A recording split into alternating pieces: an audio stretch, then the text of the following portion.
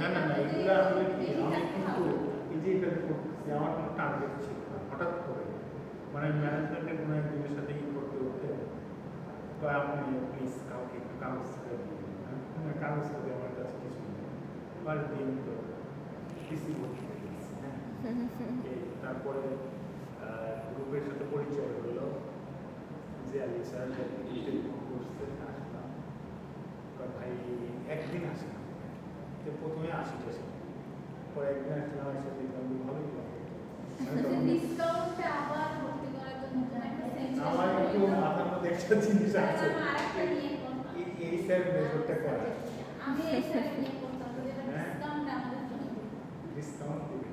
আচ্ছা ঠিক আছে ইন্টারন্যাশনাল বন্ড মার্কেটস সো এটা হচ্ছে সেকেন্ড চ্যাপ্টার ফাইনালসের এখানে 7টা পার্ট আছে ফার্স্ট হচ্ছে describe the differences between foreign bonds and Eurobonds আপনারা ইউরো বন্ডসের নাম শুনেছেন ইউরো বন্ডস ইউরো হ্যাঁ ইউরো বন্ডস দেখছেন ইউরো বন্ড ওই তো পেপার বন্ডই ইউরো বন্ড হ্যাঁ আমি দেখছি ওটা পেপারে আচ্ছা আচ্ছা আচ্ছা আমি দেখি নাই তো আইডিয়া নাই আচ্ছা also discuss why Eurobonds make up the lion's share of the international bond market Eurobond কে কেন lion's share মানে কি রাজা টাইপ সামথিং বলা হয় briefly define each of the major types of international bond market instruments noting their distinguishing characteristics thirdটা হচ্ছে why do most international bonds have high Moody's or Standard and Poor's credit ratings what factors does Standard and Poor analyze in determining the credit rating it assigns to a sovereign government discuss the process of bringing a new international bond issue to the market. You're an investment banker advising a Eurobank about a new international bond offering it is considering.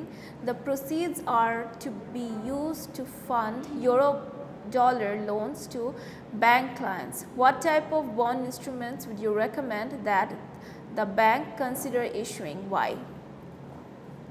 Lastly, why should a borrower consider before issuing dual currency bonds? What should an investor consider before investing in dual currency bond? Acha, let's start. Sorry. Describe the differences between foreign bonds and euro bonds. Also discuss why euro bonds make up the lion's share of the international bond market. So first কি হচ্ছে foreign bonds আর euro বন্ডসের মধ্যে ডিফারেন্সটা কি and কেন euro বন্ডসকে Lions share বলা হয় ওকে আচ্ছা the two segments of the international bond market are foreign bonds and euro bonds দুইটা ইন্টারন্যাশনাল বন্ড মার্কেটের দুইটা সেগমেন্ট হচ্ছে একটাকে বলা হয় ফরেন বন্ড আর একটাকে বলা হয় ইউরো বন্ডস গরম লাগছে গরম বাতাস আসতেছে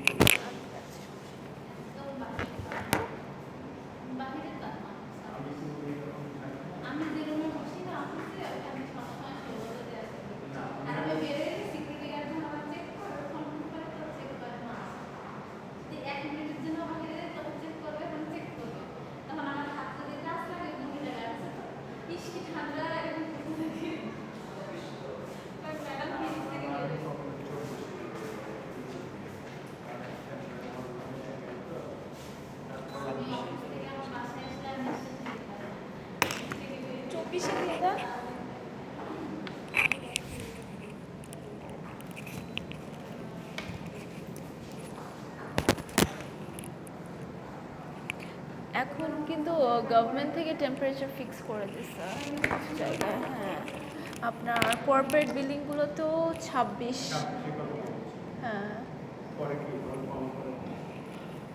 কিছু কিছু কোম্পানি করছে হ্যাঁ মানে নিজে থেকেই করছে মানে এটা মানে গভর্নমেন্ট বলে নাই যে এটা করতে হবে, সাজেশন আর কি। সো অনেক কোম্পানি করছে, আমার অফিসেই করছে।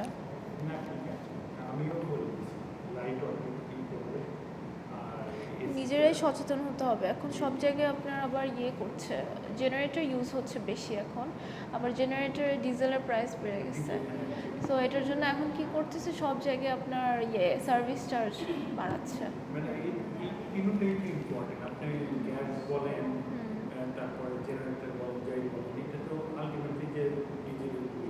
এটাই, সো সব জায়গায় সার্ভিস চার্জ আবার বাড়াচ্ছে।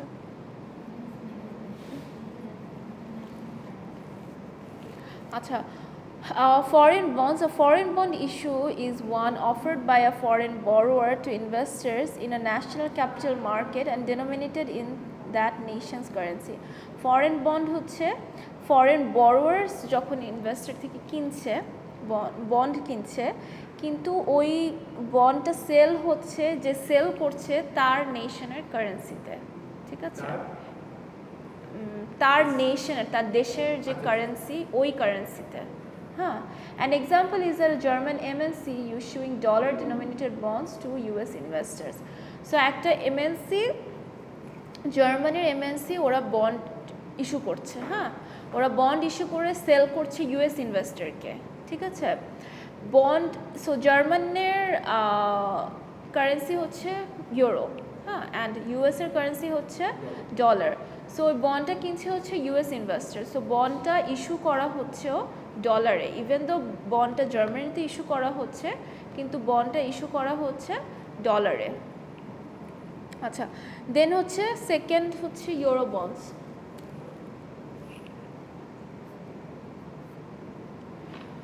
A Eurobond is one denominated in a particular currency but sold to investors in a nation capital market other than the country which issues the denominating currency. এটাও হচ্ছে গিয়ে কারেন্সিটা হবে ইনভেস্টরের যে কারেন্সি, ওই কারেন্সিতে সেল করা হয়।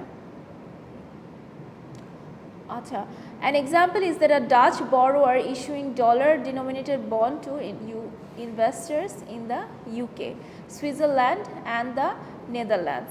So আমি তিনটা জায়গায় বন্ড সেল করছি, UK, Switzerland, Netherlands, and investor হচ্ছে UK, Switzerland and Netherlands, and আমি হচ্ছে একটা ডাচ বরোয়ার, আমি ডাচ, ঠিক আছে?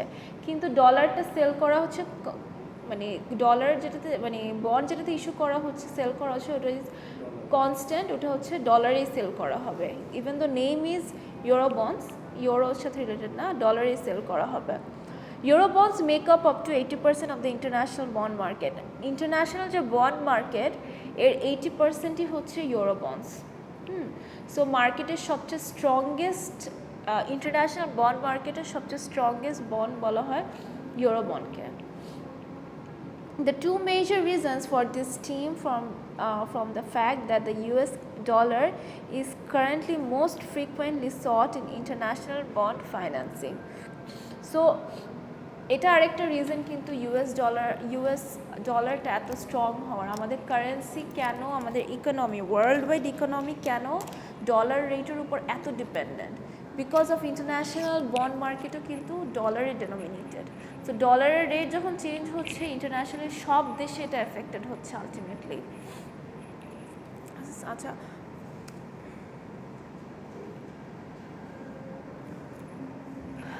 সো মার্কেটের 80% হচ্ছে ইন্টারন্যাশনাল বন্ড মার্কেট কভার করে। ইন্টারন্যাশনাল বন্ড মার্কেটের 80% হচ্ছে ইউরো বন্ড কভার করে। হ্যাঁ, আচ্ছা, the two major reasons for this stem from the fact that US, বললাম এটা, euro dollar bonds can be bought to market more quickly than Yankee bonds because they are not offered to US investors and thus do not meet the strict SEC and registration requirements. আচ্ছা, Yankee bonds I think Japanese বা Chinese কোনো bonds হবে। So ওইটাও কিন্তু একটা international bond, কিন্তু এটার থেকে ডেনোমিনেটেড হচ্ছে ইউরো বন্ডস, কারণ ইউরো বন্ডস হচ্ছে গিয়ে আরও কুইকলি কেনা বেচা করা যায়, আরও এফিশিয়েন্ট, অ্যান্ড অলসো US ইনভেস্টার্সরা ওরা কিন্তু ইয়াঙ্কি বন্ডস কিনতে পারে না। অ্যান্ড আমাদের ইন্টারন্যাশনাল বন্ড মার্কেটের ডেনোমিনেটেডে কি হচ্ছে ডলারে। সো স্টক অ্যান্ড অলসো যেহেতু ইউএস ইনভেস্টাররা কিনতে পারে না, এই ইয়াঙ্কি বন্ডসটা এসিসি রেজিস্ট্রেশন মানে স্টক এক্সচেঞ্জ কমিশনের registration requirements they don't match, ঠিক আছে। So Eurobonds is more efficient and also আরও quickly sell and buy করা যায়, okay. Eurobonds are typically bearer bonds that provide anonymity to the owner and thus allow a means of evading tax in the interest rate received. এখানে আরেকটা জিনিস আছে, ইউরোবন্ডসটা anonymous হয়, যে কার কাছে আমি সেল করছি বা কে কিনছে ওটার নামটা ইজ নট রিভিলড, রিভিল করা হয় না। And also it's an international bond, এখানে কিছু স্কোপ থাকে ট্যাক্সটা মিনিমাইজ করার। আমরা বন্ড কেনার সময় কিন্তু একটা ট্যাক্সও কাটে, সো এখানে একটা ট্যাক্স মিনিমাইজ করার I am not exactly sure যে কতটুকু অ্যালাউ করে বা কীভাবে, বাট একটা ট্যাক্স মিনিমাইজ করারও একটা স্কোপ থাকে ট্যাক্সটা কমানোর। হ্যাঁ, কোনো একটা স্কোপ থাকে, যেমন আমাদের দেশেও তো আমরা যদি বন্ড ট্যাক্সে একটা অ্যামাউন্ট ইনভেস্ট করে রাখি একটা ট্যাক্স রিবেট পাওয়া মানে একটা ট্যাক্সটা কম আসে। নতুনটাতে 5 লাখ, আচ্ছা। সো এই জন্য সবাই দেখা যায় কি এই যে জুন জুলাইয়ের দিকে মানুষজন ধুমায় কিনে সঞ্চয়পত্র, শেয়ারে ইনভেস্ট করে, বিকজ এই ইনভেস্টমেন্টগুলো দেখালে এখান থেকে কিছু ট্যাক্স পাওয়া যায়। Because of this feature, investors are generally willing to accept a lower yield on euro bonds in comparison to registered Yankee bonds of comparable terms where ownership is recorded. একটু বলেন তো এসি রিমোটটা নিয়ে আসতে, ঠান্ডা লাগতেছে।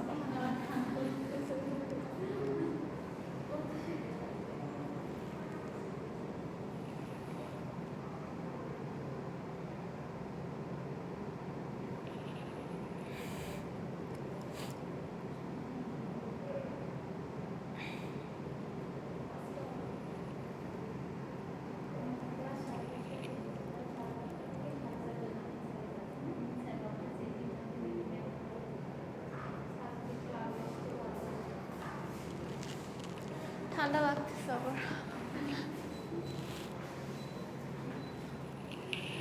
আচ্ছা, এই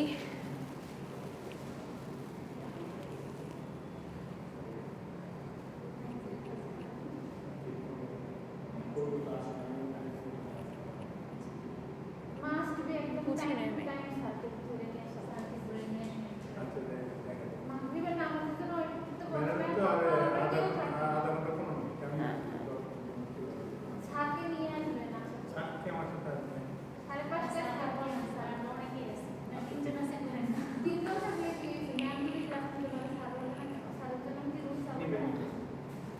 আচ্ছা, যাই হোক, সো এটার জন্য কি মানুষ আরও কনভিন্সড হয় ইউরো ডলার্স বন্ডস কেনার জন্য, বিকজ ইয়াঙ্কি বন্ডসের থেকে ইউরো বন্ডসে দে হ্যাভ মোর অপরচুনিটি যে একটা ট্যাক্সের মার্জিনটা বেশি থাকে, বেশি ট্যাক্স কমানো যায়।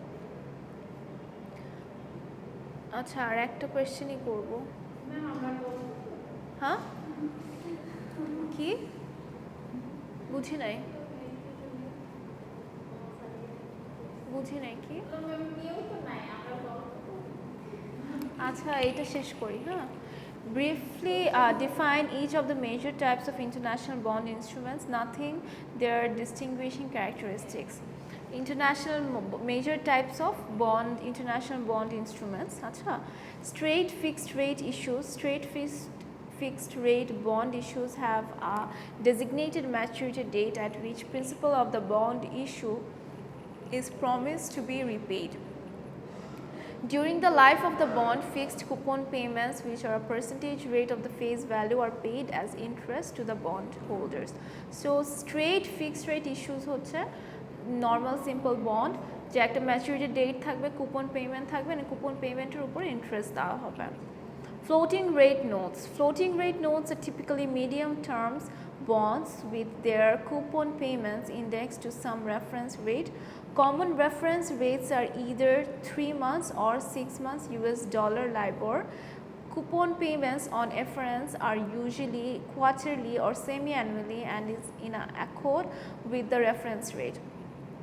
So এই বন্ডগুলোর একটা টাইম ডিউরেশন হচ্ছে গিয়ে 3 to 6 months US dollar LIBOR-এ করা হয় and পেমেন্টগুলো হয় quarterly or semi-annually. Euro medium terms notes, Euro medium term notes are typically fixed rates notes. হ্যাঁ বলো।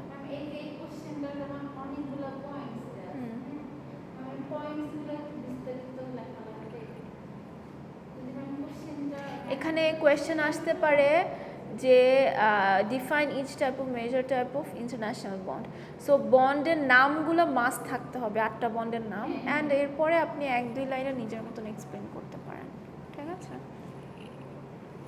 Euro medium terms notes are fixed notes issued by a corporation with maturities ranging from less than a year to about 10 years. 1 বছরের কম থেকে 10 বছর পর্যন্ত ওদের maturity থাকে। Like fixed rate bonds, Euro MTNs have a fixed maturity and pay coupon interest on periodic dates. ওরাও periodically coupon interest দিয়ে থাকে। And then convertible bond. A convertible bond issue allows the investor to exchange the bond for a predetermined number of equity shares of the issuer. The floor value of the convertible is straight fixed rate bond. Floor value of the bond bolte ei convertible bond ei rate er niche kokhono niche jete pare na, ha ekta floor ache fixed rate er.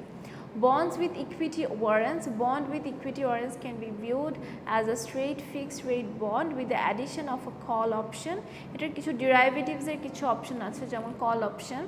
The warrant entitles the bondholders to purchase a certain number of equity shares in the issuer at a pre-stated price over a predetermined period of time. So etar hocche giye state price ta jeta etao pre-stated থাকে আর কত time ডিউরেশনের ওইটাও pre-stated থাকে, আগে থেকেই বলা থাকে। Zero coupon bonds are sold at a discount from face value and do not pay any coupon interest over their life. At maturity the investor receives the full face value. Zero coupon bonds হচ্ছে আমরা বন্ডে যেরকম semi annually 3 মাস পর quarterly আমরা যে ইয়েটা পাই, একটা interest পাই, semi zero coupon বন্ডে ওটা পাই না। ওটা হয় কি, জিরো কুপন বন্ড সাপোজ আমি 5 বছরের জন্য করলাম, ওটা ওখানে জমা হতে থাকে and at the end of the 5 years তখন আমি পুরো অ্যামাউন্টটা পেলাম, আমার প্রিন্সিপাল অ্যামাউন্ট প্লাস আমার প্রফিটটা। Dual currency. A dual currency bond is a straight fixed rate bond which is issued in one currency and pays a coupon interest in that same currency.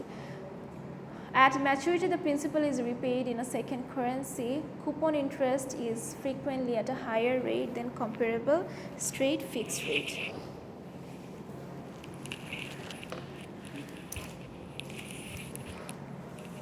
আচ্ছা, so dual currency হচ্ছে যে রেটে বন্ডটা issue করা হয় যে কারেন্সিতে, ওই কারেন্সিতে এটা যাতে সেম কারেন্সিতে এটা যাতে সেল করা হয়। আচ্ছা, coupon currency bond, composite currency bonds are denominated in a currency basket such as SDRs and এটা লাগবে না, হ্যাঁ 8 নাম্বারটা না করলেও হবে, ওকে। আচ্ছা, number 3, why do international bonds have high Moody and Standard poor credit ratings?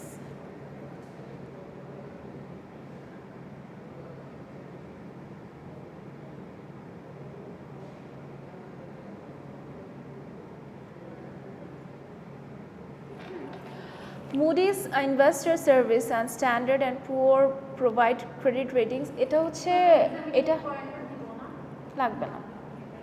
আচ্ছা, মুডি অর স্ট্যান্ডার্ড পুর এটা হচ্ছে একটা কোম্পানি যারা হচ্ছে গিয়ে ক্রেডিট রেটিং দেয়, ঠিক আছে। অলমোস্ট ইন্টারন্যাশনাল ওরা হচ্ছে গিয়ে ক্রেডিট রেটিং দেয় ইন্টারন্যাশনাল বন্ড ইস্যুসে। It has been noted that a disappropriate share of international bonds have high credit ratings. The evidence suggests that a logical reason for this euro market is only accessible to firms that have good ratings to begin with. So firms যারা already তাদের bond মার্কেটে একটা ভালো rating আছে বা কিছু, ওরাই হচ্ছে গিয়ে এই ইন্টারন্যাশনাল বন্ড মার্কেটে আলটিমেটলি এনরোল করতে পারে। হ্যাঁ, সব কোম্পানি পারে, বাট একটা স্ট্যান্ডার্ড আছে, ঠিক আছে, ওদেরকে দিয়ে ক্রিয়েট করা, ওই গাইডলাইন্স অ্যান্ড স্ট্যান্ডার্ড আন্ডারে যদি রিচ করতে পারে তখন they can reach into this eurobond market. আচ্ছা, এটা নেক্সট ক্লাসে ডিসকাস করি।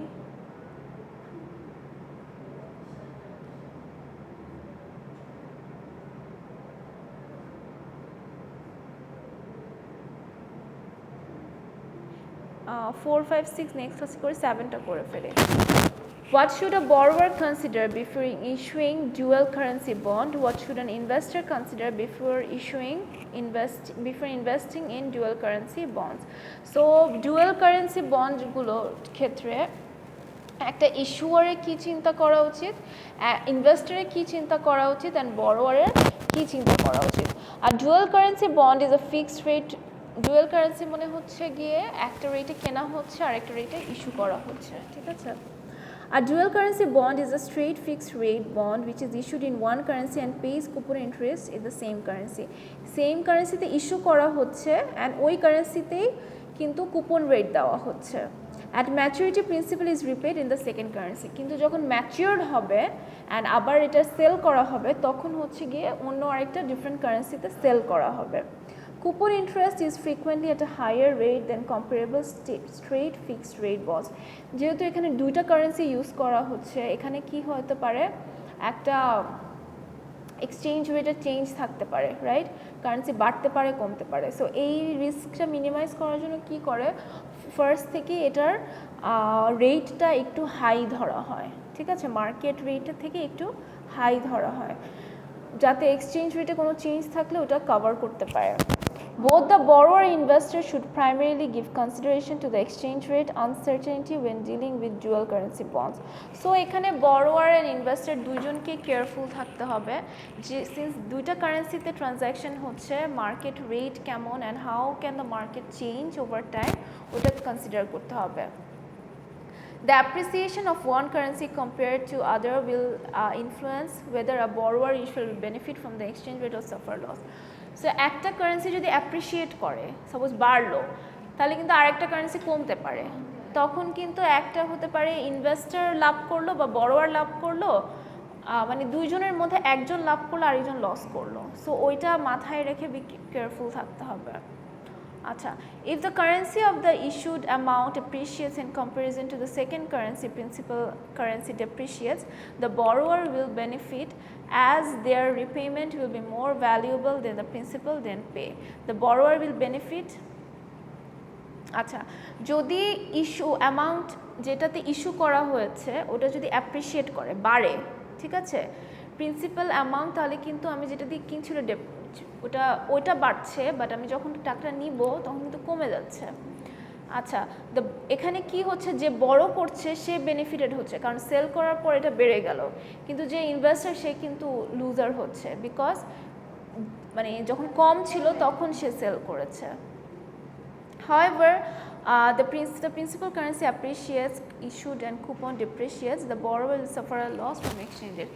So complete opposite-টাই হয় যখন মানে প্রিন্সিপাল অ্যামাউন্টটা অ্যাপ্রিসিয়েট করে কারেন্সি, তখন অপোজিটটা হয়, ঠিক আছে। For the investor, they suffer a similar exchange rate risk, but on the opposite end, if the principal currency appreciates, issue currency depreciates, the principal payment they receive will be worth more than the issued currency repayment, and they will benefit. If it depreciates, they will suffer an exchange rate loss. So এখানে আপনার একটা বুঝলেই হবে, একটা বুঝা মানে এর পরেগুলো মানে অপোজিট হবে। যদি আমি হ্যাঁ মাঝখানে 3টা পরে ক্লাসে করি। সো এখানে একটা বুঝলে ইনাফ, একটা বুঝলে অন্যগুলো বোঝা যায়। যে আমি যখন সেল করছি, সেল করার পরে যদি আমার কারেন্সি অ্যাপ্রিসিয়েট করে, যখন যে বড় করছে সে কিন্তু ওই কারেন্সিতে তখন সে ইন্টারেস্ট রেটগুলো পাচ্ছে, সে তার লাভ হচ্ছে। কিন্তু যে ইনভেস্টর যে সেল করলো তার কিন্তু কারেন্সি তাহলে ডেপ্রিসিয়েট করলো, তখন তার কি হচ্ছে, সেল করার পর তার কারেন্সিটা কমে যাচ্ছে, তাহলে তার লস হচ্ছে। সো সিমিলারলি অপোজিটটা হলে তখন মানে সেম কেসটাই অপোজিট হবে, ওকে। সো থ্যাংক ইউ, আজকে এতটুকু থাক, নেক্সট ক্লাসে আর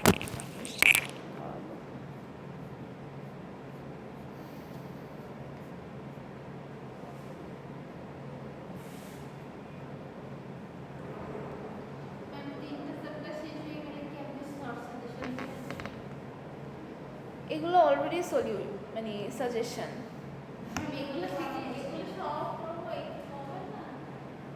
আসুক আগে, ফাইনাল আসুক, দেখা যাবে।